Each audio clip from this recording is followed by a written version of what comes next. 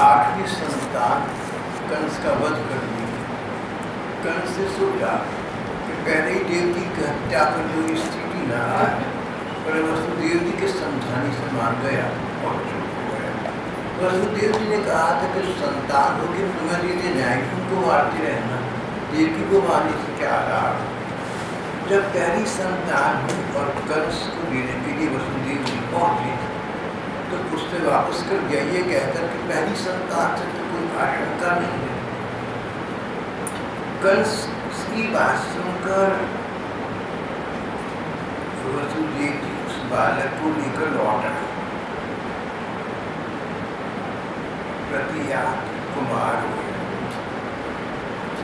परंतु उन्हें मालूम था कि कंस एक दुष्ट है और दुष्टों का मन अपने वश में नहीं रहता। कभी अपनी दुर्बुद्धि के कारण और कभी किसी के सिखाई पड़े में आकर ये अपनी किसी भी निश्चय को स्वासिद्धि के लिए कभी भी बदल सकते हैं। इसलिए जब कंस ने पहली संतान को वापस किया तो वसुदेव जी ने उसकी बात पर विश्वास नहीं किया, पर ऐसा कहा नहीं जिससे कि बात न बढ़े, वापस घर आ गए। और ऐसा ही हुआ। घर नारद जी कंस के पास आए, बोले कंस तुम्हारे आसपास जितने लोग हैं, चाहे सेवक के रूप में तुम्हारे लिए कार्यरत है, चाहे तुम्हारे वंशानुगत है, यहाँ यदुवंशी है, नंद बाबा आदि गोपगण है, तुम्हें नहीं पता ये सब के सब देवता हैं।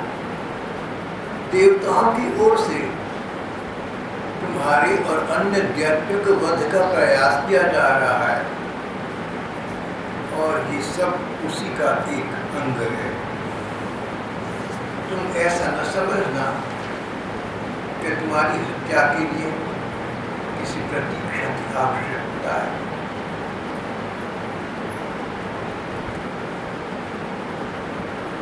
नारद जी इतना कहकर चले गए। कंस ने कहा कि यदुवंशी सब देवता हैं और देवकी की संतान के रूप में भगवान जन्म लेंगे मुझे मारने के लिए। अभी से कुछ समस्या का समाधान करना चाहिए। उसने देव की वसुदेव को हथकड़ी बीड़ी से जकड़कर कारागार में डाल दिया। दोनों से जो पुत्र होते गए उन्हें वो मारता गया।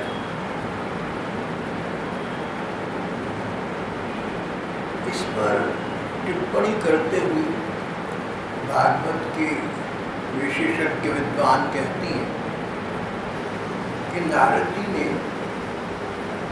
एक प्रकार से कंस को उकसाया कि वो सभी बच्चों की हत्या कर दे। नारद जी का मंतव्य भी यही था, वो यही चाहते थे। कारण नारद जी सर्वज्ञ हैं, पहले क्या होकर चुका ये जानते। कंस पहले किस प्रकार एक दैत्य था इस बात को जानते थे, भूतकाल को जानते थे, भविष्य को जानते थे, वर्तमान को जानते थे। नारद जी जानते थे कि देवकी वसुदेव की 6 संतान उन्होंने संसार में प्रवेश करके यहाँ से शीघ्र ही चले जाना है। उनका क्रम, उनकी नियति, उनका भाग्य यही है और उनके कल्याण में ये, उनके भले में ऐसा है। उनके भले में ये कि वो आए और चले जाए। ये एक प्रकार के उपदेवता थे, संसार में रहना ही तो चाहते भी नहीं थे।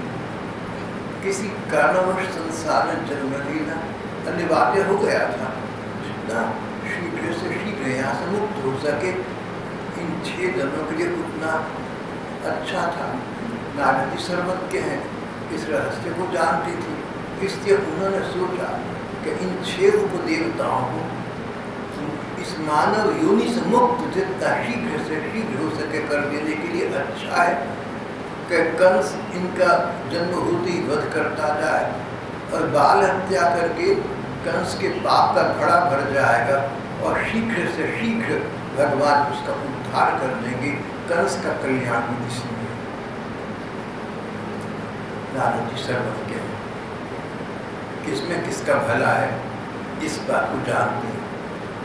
संसार के लोग इस बात को नहीं समझ पाते, पर भगवान समझते हैं।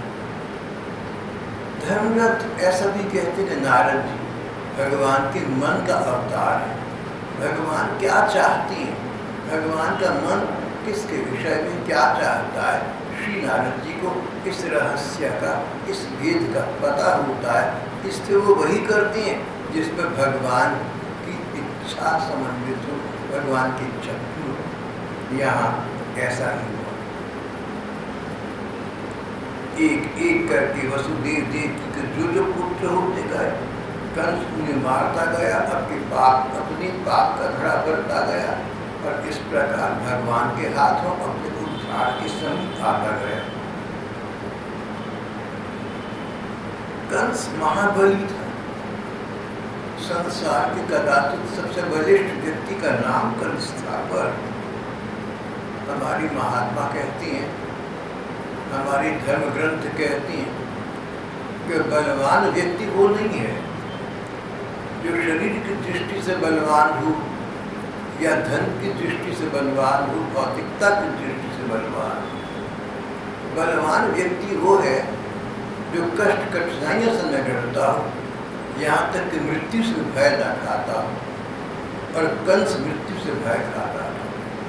पापी लोगों के जीवन में ऐसा समय आ जाता है जब उन्हें ये विचार आक्रांत करता है, ये विचार ऊपर हावी हो जाता है कि अपने इस जीवन काल में हमने पाप किए, दूसरों का दिल दुखाया, अपराध किए, बुरे काम किए, अब मृत्यु होगी तो यमराज के भयंकर दूत आकर पूरे मार मार कर वो नरक में डालेंगे। मृत्यु का समय पास आते आते बहुत से पापियों को ये भय सताने लगता है। कंस सुख भोग का शौकीन था, मरना चाहता भी नहीं था, और मरेगा तो उसके पाप उसको कचोट रहे थे। अब उसे ये तो समझ आ गया कि उसकी मृत्यु कभी भी हो सकती है। नारद जी के वचन पर कंस का विश्वास था। प्रसंग पहले भी ऐसा यहाँ आ चुका है, भाई बहन अपनी विश्वसनीयता न खो। देखिए नारद जी भगवत भक्त थे, ये बात तो प्रसिद्ध है, कंस जानता था, लेकिन कंस का जितना विश्वास नारद जी के वचन पर था उतना अन्यत्र नहीं था। नारद जी में ऐसा क्या था कि दुष्ट कंस उनका विश्वास करता था, जानता था कि नारद जी जो कहेंगे मेरे भले में कहेंगे। तुम जो कहो ना किसी से उसके भले में कहना, मन में कोई छल कपट न रखना, कोई छिद्र न रखना, कोई बात को छिपा कर न रखना। जिसके साथ व्यवहार करो, वार्ता करो, अपने मन से उसके प्रति निर्मल बुद्धि की बनेगा। कभी कुछ ऐसा न करो। दूसरे के प्रति हितैषिता की भावना से संपन्न होकर हम जीवन यापन करेंगे तो जन सामान्य का हमारी पर विश्वास हो जाएगा। विश्वसनीयता, दूसरों का विश्वास जीतना, ये सबसे बड़ा बल है, सबसे बड़ा संबल है कि दूसरे आप पर विश्वास करें। कंस दैत्य था, दुष्ट था, उसके हाथ में सत्ता थी, और नारद जी ने उसके मन के प्रतिकूल बात जानता था, पर उसका मन कहता था नारद जी हितैषिता से संपन्न होकर मेरे भले के लिए मेरे पास आई, मुझे बात बता कर गए। नारद जी पर उसका विश्वास था। अपनी विश्वसनीयता कभी न खोना, क्रेडिबिलिटी न खोना। तुम कोई बात कहो तो लोग उसको सच माने, अपनी भली में माने। विश्वसनीयता मानव जीवन की सफलता का बहुत बड़ा सूत्र है। कंस जान गया कि मेरी मृत्यु कभी भी हो सकती है, किसी भी रूप में भगवान आ सकते हैं, भगवान विष्णु आ सकते हैं, मेरे वध का कारण बन सकते हैं। जो जो पुत्र होते गए उन्हें वह मारता गया। उसे ये शंका हो गई थी कि कहीं विष्णु ही उस ही बालक के रूप में न आ गया। कई अन्य स्थानों पर, यहाँ भागवत में नहीं है, कई अन्य स्थानों पर उपदेशक लोग बताते हैं, कथा बाँचते हैं। उनका कहना है कि नारद जी ने कंस के सामने गोल मंडल में सर्कल के रूप में गोल मंडल आकार 8 बिंदु बना दिए। भैया इसमें कौन सा पहला और कौन सा बाद में क्या पता लगे? अगर आप शून्य के 0 के आकार में 8 बिंदु बना दें तो कौन सा पहला और कौन सा बाद का क्या पता? कई कथा बाँचने वाली कहती है कि नारद जी ने कंस को समझाया कि भगवान बहुत मायावी हैं, सारी देवता बहुत मायावी हैं, तुम्हारा वध करने कुछ भी कह सकते हैं, इनका भरोसा मत करना। अरे 8 में क्या पता कौन सा नंबर 8 हो जाए? आपके पास फूलों की माला है, फूल गुथे हुए माला आपके पास है, कौन सा पहला और कौन सा 8वां क्या पता?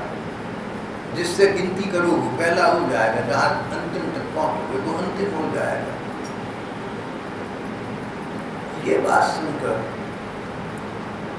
कंस को लगा कि सचमुच मैं तो सोचे जाऊं कि वसुदेव देवकी का अंतिम पुत्र मेरे वध का कारण बनेगा, पर देवताओं के इस षड्यंत्र में कौन से बच्चे को वो पहला घोषित कर दें और मेरे वध का कारण बनाने की नियत का पता नहीं। इसलिए उसे अब जो भी संतान होती या होने वाली होती, ऐसा लगता था कि मेरे प्राणों का ग्राहक, उसे लगता था कि मेरी हत्या करने की बच्चा आ रहा है। शंका बनी रहती थी कि भगवान उस बालक के रूप में न आ गए।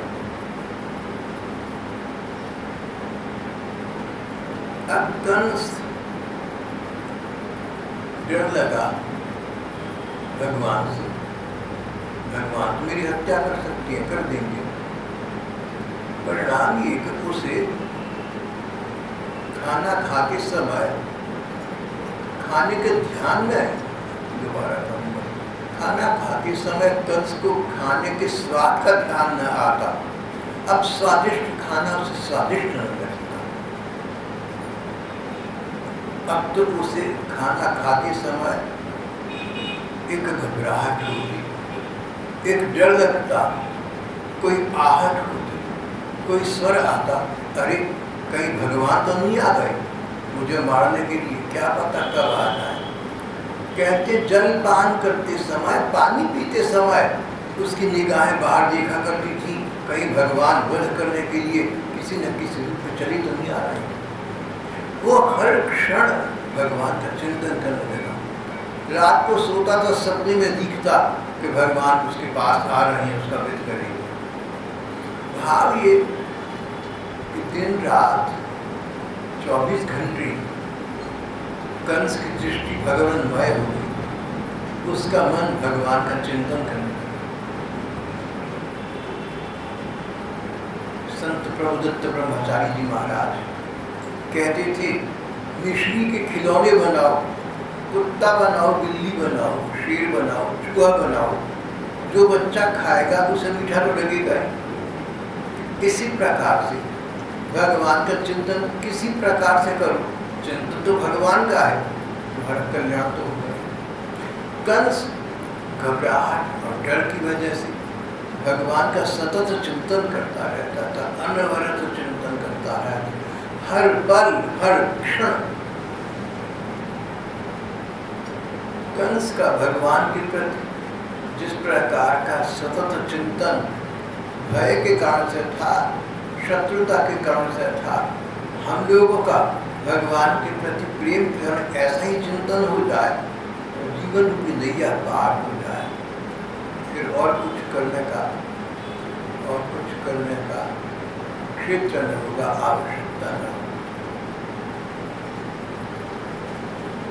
कथा सुनाते हुए श्री सुखदेव जी परीक्षित से कहते, राजन, पृथ्वी में ये बात प्रायः देखी जाती है कि अपने प्राणों का ही पोषण करने वाले लोभी राजा, अपने स्वार्थ के लिए लोभी राजा, स्वार्थी राजा, अपने स्वार्थ सिद्धि के लिए अपने घर वालों की और अपने मित्रों तक की भी हत्या कर डालते हैं। माता पिता, भाई बंधु, इष्ट मित्र, स्वार्थी और दुष्ट राजा अपनी स्वार्थ सिद्धि के लिए अपने इन इष्ट मित्रों की भी हत्या कर डालते हैं। सुखदेव कहते हैं, परीक्षित, इस पृथ्वी पर प्रायः ऐसा देखा गया है। तो ये कथा जो हम यहाँ पर ग्रंथ से पढ़ रहे हैं, लगभग 5,500 बरस पुरानी, कम से कम सारे संसार की इतिहास की दृष्टि को माना जाए तो 5,500 बरस पुरानी ये घटना है। हिंदू धर्म ग्रंथों की ही बात मानी जाए तब तो बहुत बहुत पुरानी। अब 5,500 वर्ष पुरानी अगर ये घटना कम से कम मानी जाए, जिसको सारा संसार मानता है, तो एक बात बड़ी स्पष्ट हो जाती है कि 5,500 वर्ष पहले, आजकल सन 2012 चल रहा है, तो आज हमारे युग से 2000 वर्ष से 3,000 वर्ष पहले, 2000 वर्ष से प्रचलित सन को चलते हुए हो गए। उससे पहले, उससे भी 3,000 वर्ष पहले, आज से 5,500 वर्ष पहले भी बड़े बड़े विद्वानों का ये अनुभव था कि स्वार्थ सिद्धि करने वाले राजा अपनी सत्ता का निरंकुश प्रयोग अपने स्वार्थ के लिए करते। राजनीति सदा कलुषित और स्वार्थ सिद्धि का सिद्धांत रही है, कभी कम कभी ज्यादा, तब बहुत कम कभी ऐसा होता होगा, आज अधिक होता होगा, पर वस्तु स्थिति सदा से यही रही, यही चली आ रही है। तभी तो 5,500 वर्ष पहले सुखदेव ने कहा, परीक्षित, पृथ्वी में ये बात प्रायः देखी जाती है, यानी कि अभी देखी, पहले भी होती रही है। अनुभव कहता है पृथ्वी में ये बात प्रायः देखी जाती है कि स्वार्थी और लोभी राजा अपने स्वार्थ के लिए अपने घर वालों तक की हत्या कर डाले। श्रीमद् भागवत में इस प्रकार के राजा रईसों के कहीं कहीं उद्धरण आते भी हैं। कंस जानता था कि पहले मैं राक्षस था, विष्णु ने मुझे मार डाला था। अब नारद जी से उस बात की संपुष्टि हो गई, स्वीकृति हो गई, पुष्टि हो गई। उसने यदुवंश से घोर विरोध ठान लिया, सभी यदुवंशियों से घोर विरोध ठान लिया। कभी कोई राजा यदु हुए थे जिनके वंश में भगवान कृष्ण और वसुदेव जी इत्यादि हुए। अब वसुदेव का बेटा यदुवंशी कहलाएगा, यादव कहलाएगा। वसुदेव का बेटा होगा वो यदुवंशी होगा, कंस का वध करेगा। कंस ने इस बात से ऐसा समझ दिया कि कोई भी यदुवंशी, क्या पता कौन सा यदुवंशी की अंतिम संतान मान ली जाए, मेरा वध कर सकता है। उसने सभी यदुवंशियों के साथ बैर ठान लिया, घोर विरोध ठान लिया। कंस बड़ा बलवान था। जिस समय ये घटना, ये बात चल रही थी, लगभग 5,235-36 वर्ष पहले, 5,500 वर्ष पहले, उस समय इस देश की स्थिति, राजनीतिक स्थिति ये थी कि छोटी छोटी राजनगरियाँ होती थी, रियासती जिन्हें हमने कहा, और राजनगरियों के राजा होते थे। कहीं कहीं कोई बलवान राजा होते तो कई राजनगरियाँ उनके अंदर होती थी। कोई नायक कहलाते, कोई अधिनायक कहलाते, कोई प्रधान कहलाते। उस समय के अनुसार बड़ी बड़ी उपाधियों से अभिषिक्त उन्हें पद दिए जाते थे। इस समय राजा उग्रसेन आसपास की राजनगरियों के सबके प्रधान पुरुष थे। राजा उग्रसेन कंस के पिता।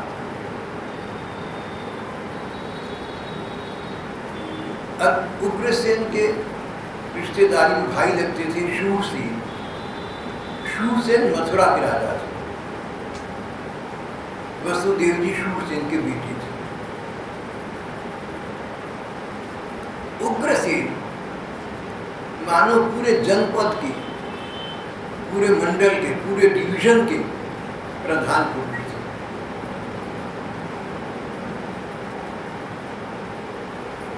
शूरसेन मथुरा के थे। कंस इस राजनैतिक स्थिति को भली भांति जानकर समझता था। तो जो इस वंश के अधिनायक थे, यदुवंशियों के, भोजवंश के, कंस स्वयं भोजवंश का था, अंधक वंश के थे, और इन सब के अधिनायक इसके पिता उग्रसेन थे।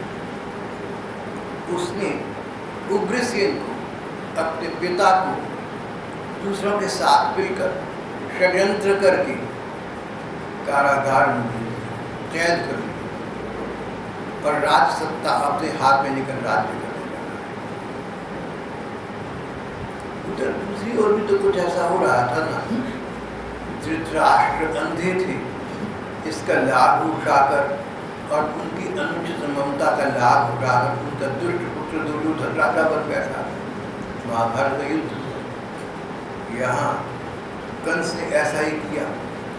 आसपास के अधिकारियों को उसने किसी को डरा धमकाकर और किसी को लालच प्रलोभन देकर अपने पक्ष का कर दिया, और जो पक्ष में न आ सके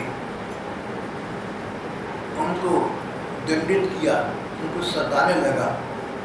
बहुत से यदुवंशी मथुरा में सुखपूर्वक राज रहे थे। सत्ता कंस के हाथ में आ गई थी। वो इन्हें सताता था। वे यहाँ से भागकर कहीं बाहर चले गए। कोई विदर्भ देश चला गया जहाँ पर रुक्मिणी जी निवास करती थी।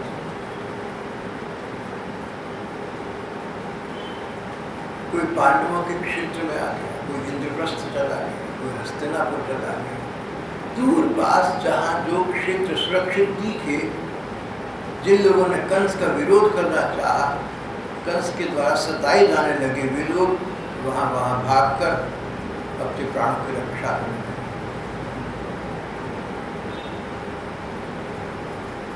कंस ने अपने ही मंडल के अधिनायक अपने पिता उग्रसेन को कैद कर लिया। शूरसेन देश का राज्य भी वह स्वयं करने लगा। उसने आतंकवाद के द्वारा, षड्यंत्रों के द्वारा, दुष्टता के द्वारा अपने आप को सत्ता का स्वामी घोषित कर दिया। इस प्रकार की स्थिति 20वीं शताब्दी में प्रायः हो जाया करती थी, जहाँ कोई अधिनायक लोग, कोई डिक्टेटर, कोई तानाशाह अपनी दुर्नीति का आश्रय लेकर किसी बड़े भूखंड के अधिकारी बन जाया करते थे।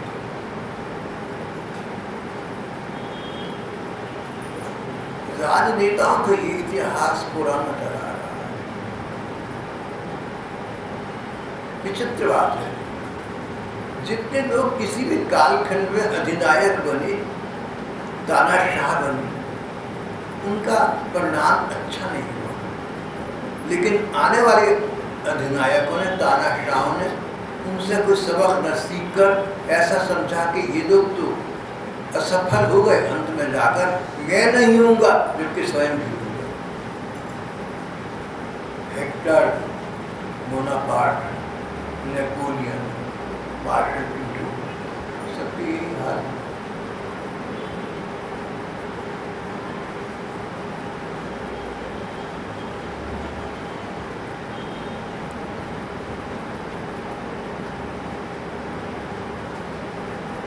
उन दिनों पृथ्वी का एक बहुत बड़ा सम्राट, ये भी दुष्ट और दुर्जन था।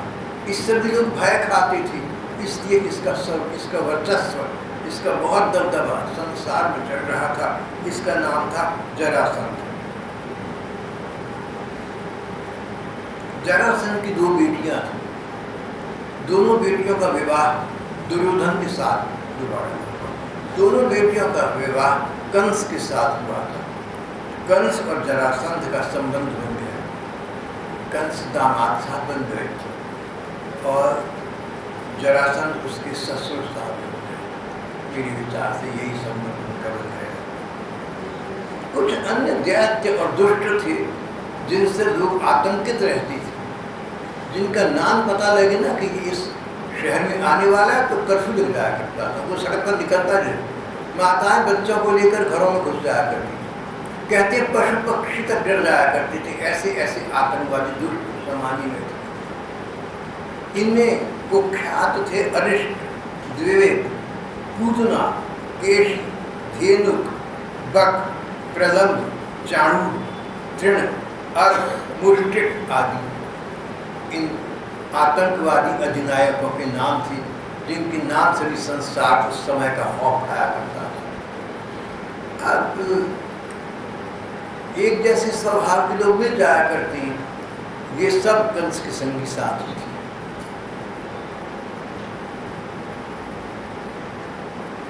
इनको साथ देकर वह यदुवंशियों को नष्ट कर रहे। कुछ लोग भयभीत होकर कुरुजांगल देश चले गए, धृतराष्ट्र के राज्य में चले गए। कुछ लोग विदर्भ चले गए, कुछ विदेश चले गए, अयोध्या की तरफ चले गए।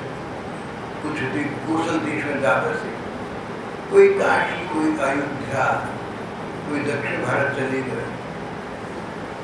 और कुछ अन्य लोग ऊपर ऊपर से उसके मन के अनुसार काम कर रहे थे, उसके सिर में लगे रहे। उनमें इतना नैतिक साहस नहीं था कि कंस का साम्राज्य छोड़कर कहीं दूर चली जाए। उसके साथ युद्ध करने का साहस तो किसी का भी नहीं था, उसका विरोध करने का साहस नहीं था। वो लोग ऊपर ऊपर से इसकी सेवा में लगे रहे। कंस ने एक एक करके देवकी के 6 बालक मार डाले। देवकी के शरीर में 7वीं संतान के रूप में भगवान शेष के अवतार श्री बलराम जी पधारे।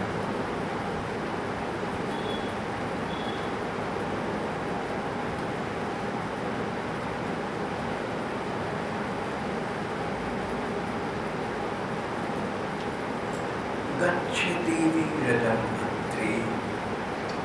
भगवान तो सब स्थान पर सब कुछ देख समझ रहे होंगे। सर्वतः पाणिपादं सर्वतोक्षिशिरोमुखं सर्वतः श्रुतिमल्लोके सर्वमागच्छति। सर्वसाक्षी भगवान जानते थे, सर्वात्मा भगवान जानते थे कि कंस इस प्रकार दुराभिसंधि कर रहा है, इस प्रकार षड्यंत्र पर षड्यंत्र कर रहा है, यदुवंशियों को सता रहा है। उन्होंने अपनी माया शक्ति को, अपनी योग माया को बुलाया। बोले देवी कल्याण, तुम व्रज में जाओ, तो वृंदावन के पास के क्षेत्र व्रज में चले जाओ। मथुरा के आसपास दूर दूर तक बहुत उर्वर गोचर भूमि थी गाय चराने के लिए। वहाँ से बार बार तो वहाँ बस गए थे, अधिक तो नहीं पर फिर भी जनसंख्या वहाँ पर आ चुकी। मथुरा के आसपास का ये दूर दराज का लंबा चौड़ा क्षेत्र व्रज कहलाने लगा। व्रज बस्ती गोचर भूमि होने के कारण से, उर्वर भूमि होने के कारण से बहुत से लोगों ने इन वनों में स्थान ले लिया, वहाँ रहने लगे, वहाँ बस गए। ये बस्तियाँ कहलाई। बस्तियों को उस समय की संस्कृत में व्रज कहती हैं। तो व्रज और वन 2 स्थान में व्रज बस्ती है, वन आसपास के जंगल। भगवान व्रज से घूमे लेकर निकलते और वन में जाकर गाय को चराया करते।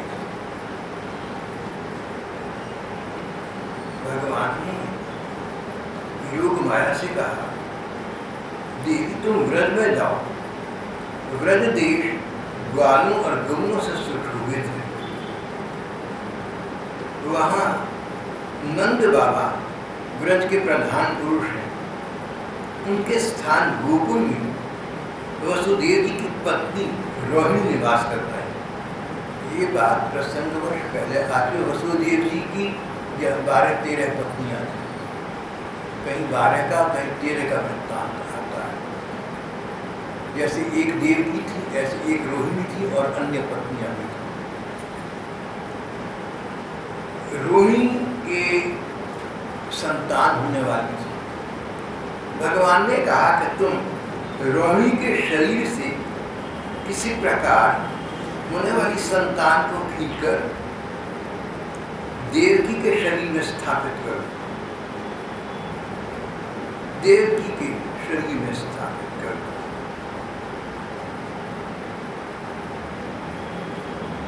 भाई मैं तो सब उल्टा कह गया। ये रिश्तेदारियां मेरी समझना पड़ा करें। दामाद, ससुर, चाचा, ताऊ, पता नहीं क्या क्या शब्द बोलते हैं। जब यहाँ के भाई बहन रिश्तेदारी के नाम देते हैं, मुझे सो भी समझ नहीं आता। मैंने आपसे बताया था कि हम बहुत सारी भाई बहन थे। जब 2 बज गए तो मेरी बहन का फोन आया, बोली शान अब तो बस हम 2 रह गए। तो मुझे ये नहीं याद आया कि मैं उसका भाई हूँ। मैंने कहा 2 तुम कौन रह गए?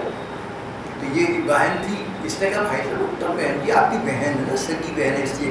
अच्छा मैंने कहा ठीक है 2 रह गए। मुझे तो याद कुछ रिश्तेदारियाँ रहती हैं। 20 बरस का था जिस घर में जिसमें रहा, पला पोसा, उन लोगों ने मेरी सब कुछ किया। उसके बाद रिश्तेदारियाँ धीरे धीरे समाप्त होती गई और फिर बहुत जल्दी भी समाप्त हो गई। मुझे तो आप लोग रिश्तेदार लगने लगे। तो ऐसा समझ को कर्जा खा लिया। भगवान ने सारी स्थिति का जायजा लिया। अपनी योग माया नाम की शक्ति देवी से कहा कि इस समय शेषनाग देवकी के उदर में स्थित हैं। उन्हें वहां से निकाल कर तुम वसुदेव जी की दूसरी पत्नी रोहिणी के उदर में रख दो। देवी तुम नंद बाबा की पत्नी यशोदा के शरीर से जन्म लेना। तुम मेरा ये आज्ञा कार्य करोगी, प्रसन्न होकर मैं तुम्हें वरदान देता हूँ। तुम लोगों को मुंह मांगे वरदान देने में समर्थ हो। जो लोग तुम देवी की उपासना करेंगे उनके अभीष्ट की, उनकी इच्छाओं की पूर्ति होगी। तुम लोगों को मुंह मांगे वरदान देने में समर्थ होगी। मनुष्य तुम्हें अपनी समस्त इच्छाओं को पूर्ण करने वाली जानेंगे। धूप, दीप, नैवेद्य आदि अनेक प्रकार की सामग्री तुम्हारी पूजा करेंगे। पृथ्वी पर लोग तुम्हारे लिए बहुत से स्थान बनाएंगे। दुर्गा, भद्रकाली, विजया, वैष्णवी, चंडिका, कृष्णा, कन्या, माया, नारायण, ईशानी, शारदा, अंबिका आदि बहुत से नामों से लोग तुम्हें पुकारेंगे और संबोधित करेंगे। तुम्हारा संसार बहुत सम्मान और आराधना होगा। देवकी के शरीर से खींचे जाने के कारण इस उच्च गोलोक संसार में बलराम जी को संकर्षण कहेंगे। जब भगवान ने इस प्रकार आदेश दिया तो युग माया ने जो आज्ञा ऐसा कहकर भगवान की बात शुरू उठा देकर उनकी परिक्रमा करके पृथ्वी लोक में चली आई। भगवान ने जैसा कहा था वैसा ही किया। युग माया ने, माया देवी ने देवकी के शरीर से इस अनुत्पन्न संतान को निकालकर रोहिणी के शरीर में रख दिया। लोग बड़े दुख के साथ परस्पर कहने के अरे प्रत्येक वर्ष कंस देवकी संतान को नष्ट कर देता था, पर इस बात तो बेचारी देवी की ये संतान स्वयं ही नष्ट हो गए।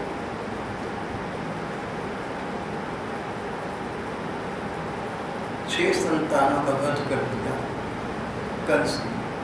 7वीं संतान बलराम जी थी। देवकी के द्वारा इन्होंने जन्म लिया था। भगवान की माया से देवकी के द्वारा जन्म न लेने पर इनको रोहिणी जी के शरीर में स्थापित कर दिया गया। रोहिणी के द्वारा इनका जन्म हुआ और भगवान ने जो नियम बना दिया था कि अगली संतान, अंतिम संतान स्वयं भगवान होंगे, उसकी भी योजना पूरी बता दी। 7वीं संतान के विषय में पूर्ववासी बड़े दुख के साथ कहने के अरे देखो बेचारी देवकी की ये संतान तो जन्म से पहले ही नष्ट हो गई। अब 8वीं संतान की प्रतीक्षा में सब लोग रहने लगे। कुछ तो डर के मारे दैत्य दुष्ट कंस के अनुयायी, और कुछ ये सोचकर कि क्या पता 8वीं संतान देवकी वसुदेव की रक्षा कर। और जो भक्तजन थे, सच्चाई को जानते थे, उनको प्रसन्नता हो रही थी कि हमारे हृदय राज्य इस लीला के बहाने इस संसार में आ रही हैं और हम लोगों को दर्शनों का, हम लोगों को नयनों का आनंद प्रदान करेंगे। प्रकार प्रकार के लोगों के मन में प्रकार प्रकार के विचार थे, पर प्रतीक्षारत इस 8वीं संतान के विषय में तो सभी श्री कृष्ण